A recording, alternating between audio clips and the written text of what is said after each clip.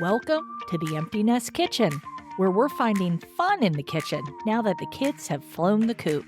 I'm Christine Van Bloom, a cooking teacher with over 25 years of experience, here to show you tips, tricks, and joy in your kitchen, all while trying something new. Let's get cooking. So ever since I started my certification process for my culinary medical professional certification, I have been really interested in how the Mediterranean diet affects women in menopause. Now, a bunch of episodes back, I talked to you a little about this because I was so shocked that in the program that I used, that I went through, it was never mentioned, not once. And with so many women, and maybe it's because I'm the age I am and the people I know are my age, right? I have been really fascinated that it hasn't been something that's been really discussed. And lo and behold, in the past several months, it seems like talking about menopause and perimenopause is the talking point now. So I was at the beginning of that curve. I'm very pleased, but there are a lot of people now, they're talking about a lot of things.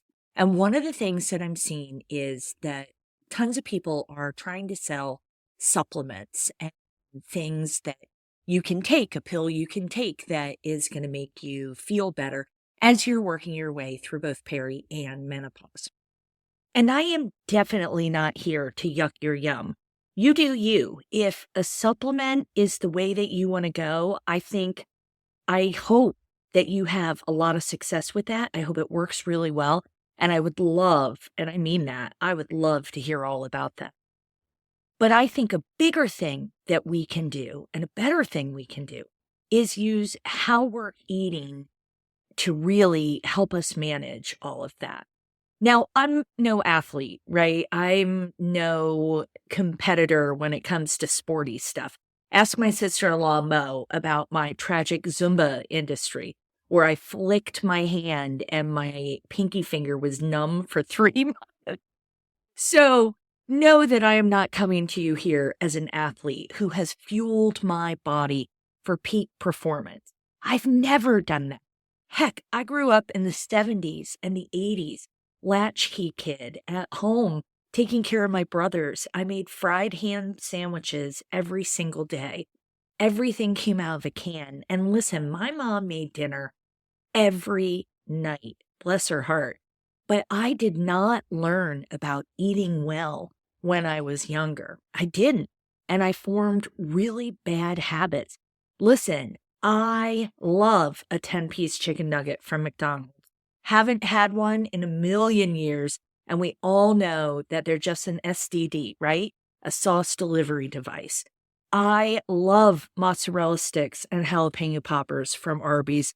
Heck yeah, I do. Give me a crispy Coke while you're at it.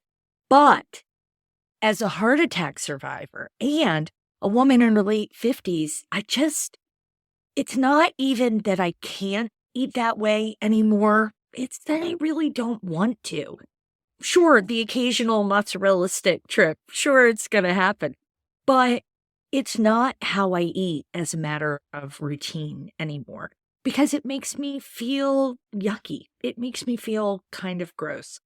And I am all about now realizing that I've had some life-threatening things happen, not just for me, but for my husband. Food has become a much bigger deal. And it's taken me, oh gosh, I hate to say almost 50 years to get to this point.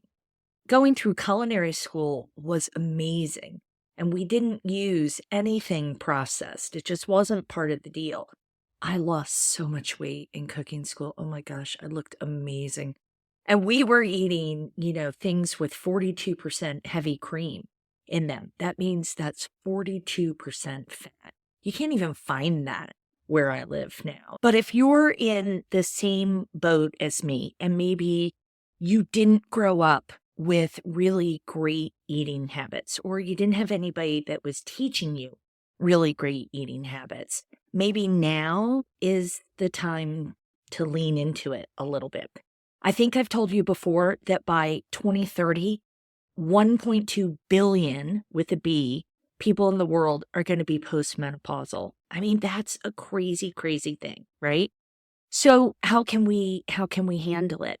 Well, women typically need a lot more fiber in their diet. That's really important. And I'm sure you can't walk out your door without hearing the word protein and how important lean proteins are. It's good stuff, right? And Mediterranean diet focuses in not just on those lean proteins, but on fruits and veggies, whole grains, which I'm addicted to, fish, healthy fats, all of this good stuff. And let's be honest here. Eating well is more than finding some book that tells you to eat raspberries and pecans together and, ooh, isn't that satisfying? Just because it's a bit healthier doesn't mean that you can't have food that's easy to prepare, to have maybe a little guidance in that, and to have food that really tastes good and satisfies you.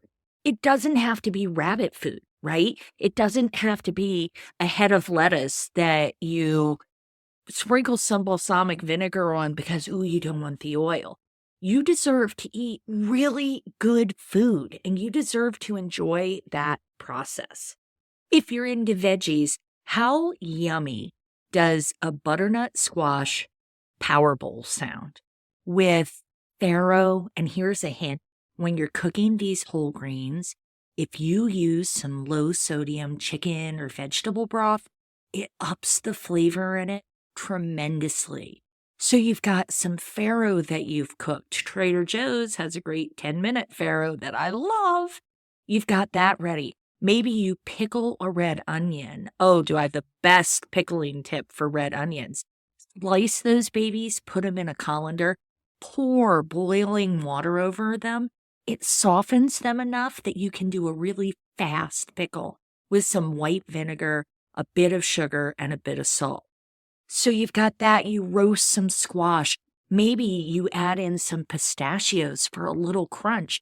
And look at this balanced, happy thing that you've got that's satisfying, that's filling, that makes you feel good, that fuels you, and that isn't a bear to make after you've been working all day. You deserve that.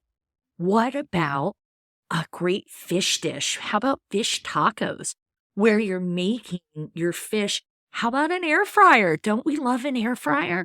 Where you season your fish, and a great fish for empty nesters, a great way to buy fish is to buy IQF fish, which means individually quick frozen. That's when you see that bag of 6 salmon fillets at the grocery store or the 6 cod fillets, whatever it is. Those are so wonderful because you can pull one out, thaw it, or you can pull 2. And I know fresh seafood is best. I understand and I respect that.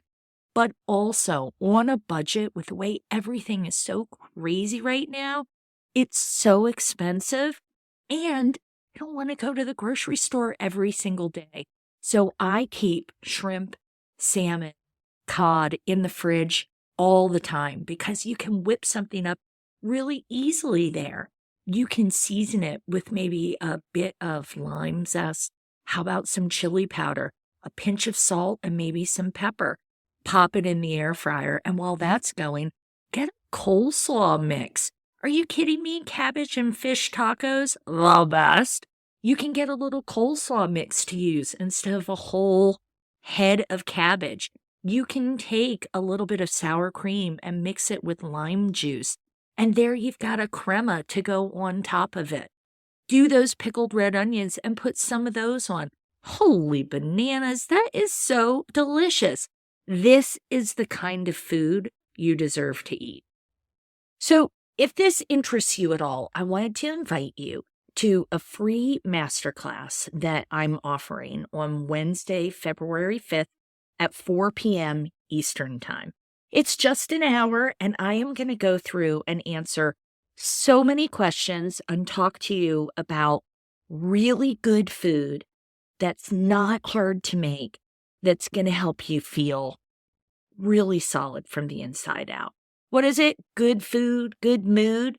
So I'm going to put the link, but you can find it emptynestkitchen.com/masterclass. If you go there today, you can sign up. And if you can't make it, that's okay. You can sign up and I'll be recording the class and I will send the recording out. And it is all about how to eat well, good food, and what that means.